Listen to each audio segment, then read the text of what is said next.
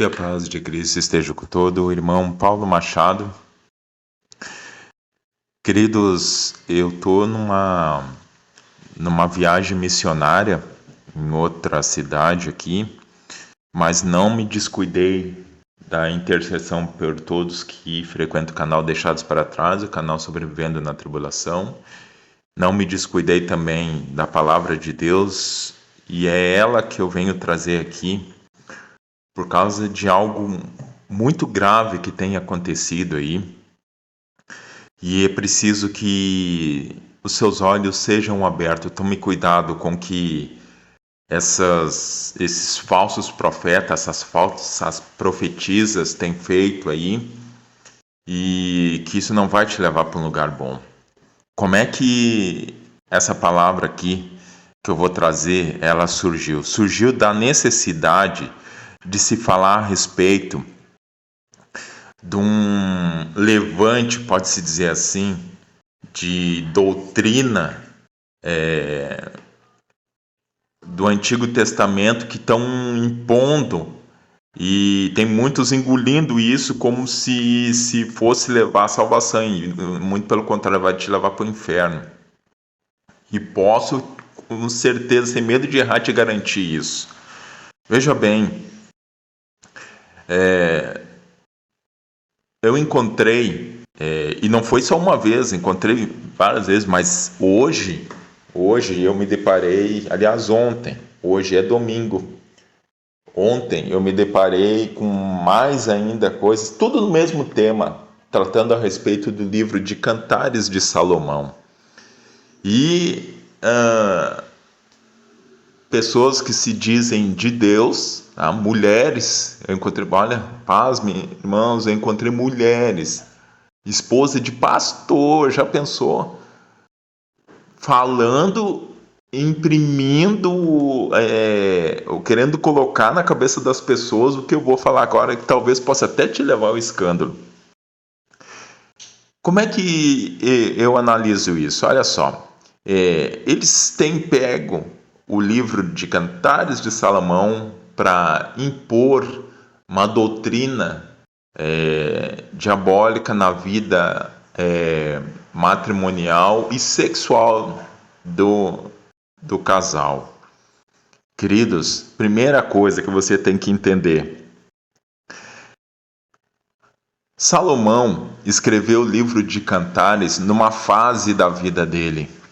Essa é a primeira coisa que tu tem que ter noção. Salomão escreveu o livro de Cantares, foi numa fase da vida dele. Veja bem, por que você não pode tomar o livro de Cantares como uma doutrina para a sua vida? Há muitas pessoas, mas está na Bíblia. Veja bem, quando se trata de Antigo Testamento, há livros que foram deixados por permissão de Deus, e outros há livros que foram deixados com a vontade de Deus. Ok? E eu posso te garantir isso e vou te mostrar no Novo Testamento como é verdade o que eu estou falando. Não é heresia, irmão Paulo, não é. Há livros do Antigo Testamento que foi permissão do Senhor que ficasse ali, assim como há livros que foi a ordem divina para que ficassem ali. Mas, o que acontece?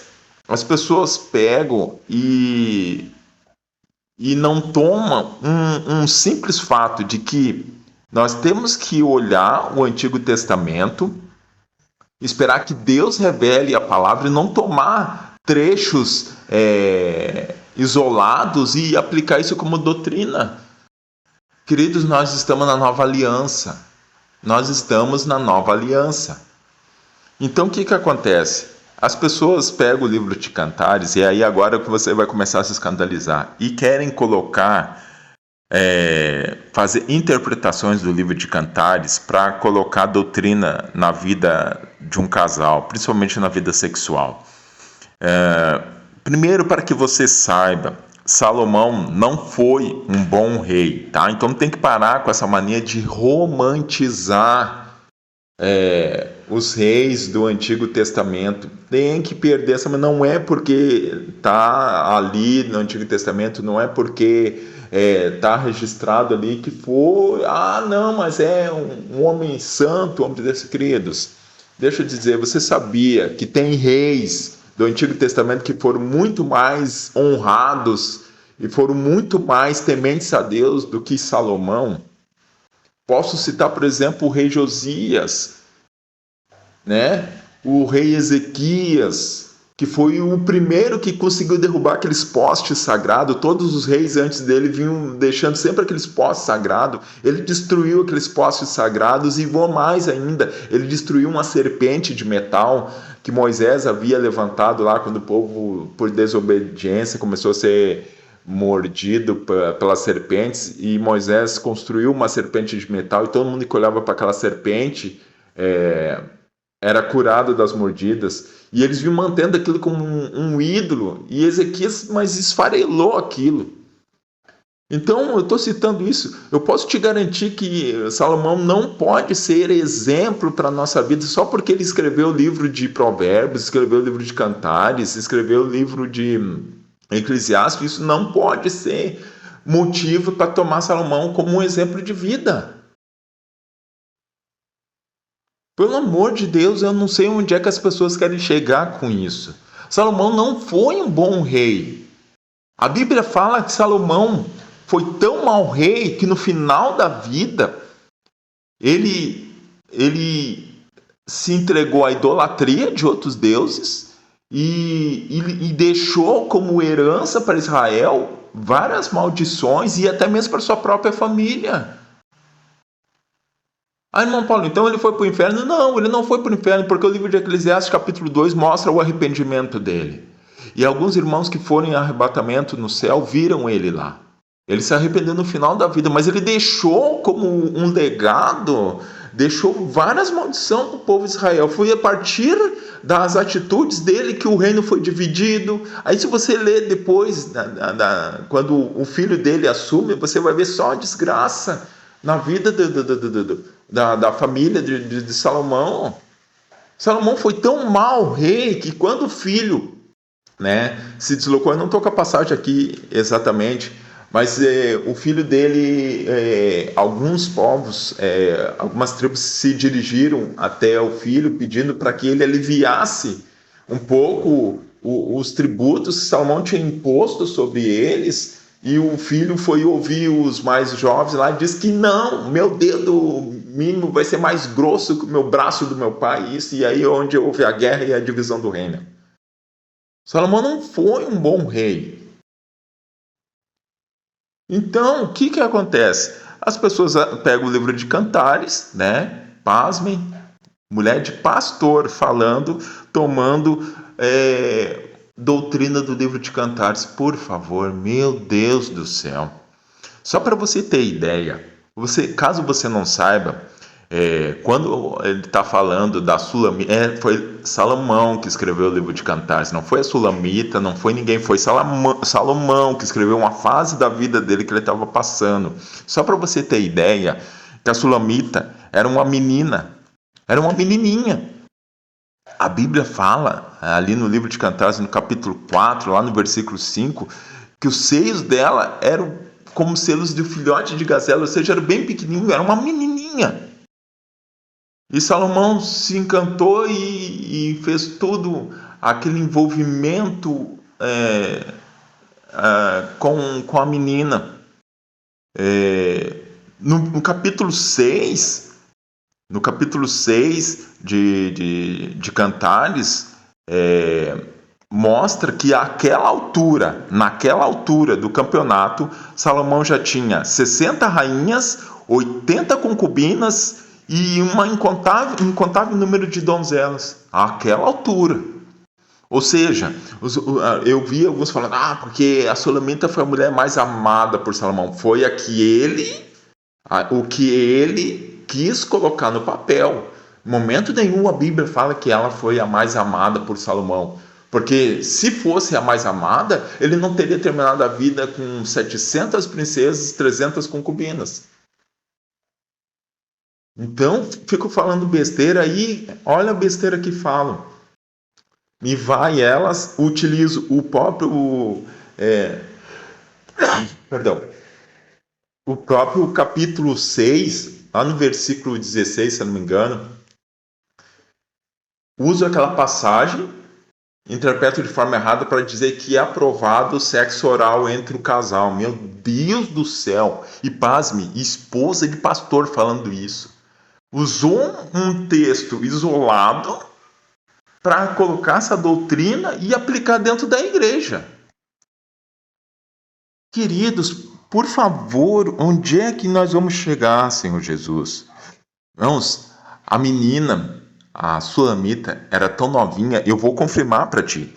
Tá no capítulo 8, versículo 8 do próprio livro de Cantares, fala assim, ó, que os irmãos da Sulamita falam assim: nossa irmã é tão jovem que nem seios ainda tem. Quando alguém vir pedir ela em casamento, o que nós vamos fazer para protegê-la? Se fosse nos dias de agora, né, com essa onda do politicamente correto, será que tu aprovaria Salomão, que a essa altura, suponhamos que tivesse lá pelos seus 25 anos, mais ou menos, por aí, para mais um pouquinho, se envolvesse com a menina, sei lá, de 13, 14 aninhos? Será que você aprovaria?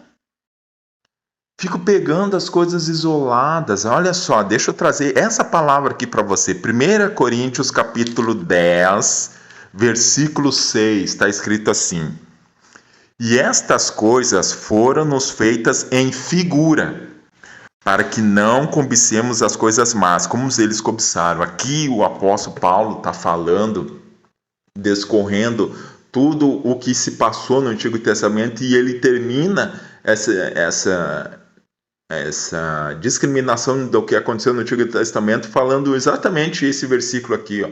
Tudo que foi registrado no Antigo Testamento para a gente tomar como lições de vida, para a gente pedir uma abertura de palavra, mas se abrir uma palavra lá, ela obrigatoriamente tem que se confirmar no Novo Testamento. Nós estamos na Nova Aliança.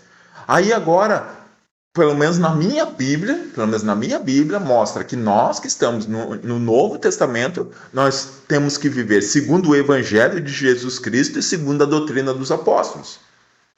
Na minha Bíblia não está dizendo que nós temos que viver segundo a doutrina de Salomão, a doutrina de Davi, a doutrina de Abraão, a doutrina de Moisés.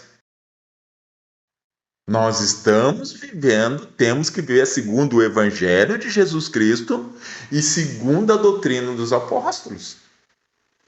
Se abre a palavra como estão defendendo no livro de Cantares, porque aqui está escrito aqui, dá para a gente interpretar que sexo oral é permitido por Deus, então me mostra no Novo Testamento. Onde é que está isso? Mas irmão Paulo nem sempre vai se confirmar. Eu posso te citar vários. Eu vou te dar um exemplo aqui. Ó. As pessoas ficam marreteando muito o dízimo. Porque o dízimo do Antigo Testamento. Malaquias capítulo 3, versículo 10, não é mesmo? Tá lá? Tá lá. Agora tu abre lá em Hebreus capítulo 7, quando está escrito assim: aqui tomam dízimos homens que morrem. Ali, porém, aquele que se testifica que vive. Quem é que nós testificamos que está vivo, que ressuscitou? O Senhor Jesus, ele toma em conta os dízimos. Pronto, já calou a boca desses que ficam marreteando o dízimo. Então, quando as pessoas vão, pegam o livro de Cantares, mas está escrito aqui, dá para interpretar que é sexo oral. Então me mostra no Novo Testamento onde é que está isso. Muito pelo contrário, está escrito lá que os sodomitas, e olha no dicionário o que é um sodomita, não herdarão o reino de Deus. Então temos que perder essa mania de querer romantizar o Antigo Testamento, porque apareceu. Isso aqui é uma fase de Salomão.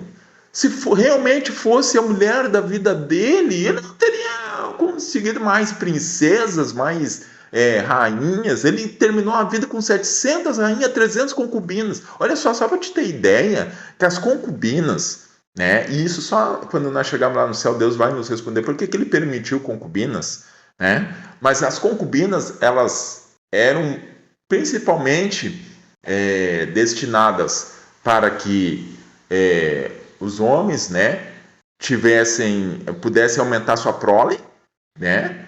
E até mesmo para satisfação sexual. As concubinas não tinham o mesmo status de esposa. Aí eu te faço uma pergunta, o Senhor Jesus vem, a primeira coisa que ele faz, ele restabelecer, ele diz, olha, no princípio não foi assim. Ele vem para restabelecer o projeto inicial de Deus para a família.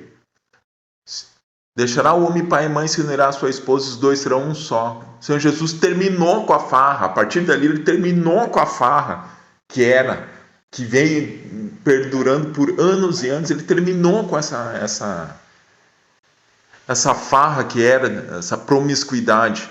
Tanto que escandalizou, e se eu não me engano, o apóstolo Paulo foi um dos primeiros que falou, mas se essa é a condição do homem em relação à mulher, então é melhor nem se casar, nem casar. Aí o Senhor Jesus falou, nem todos podem ouvir isso.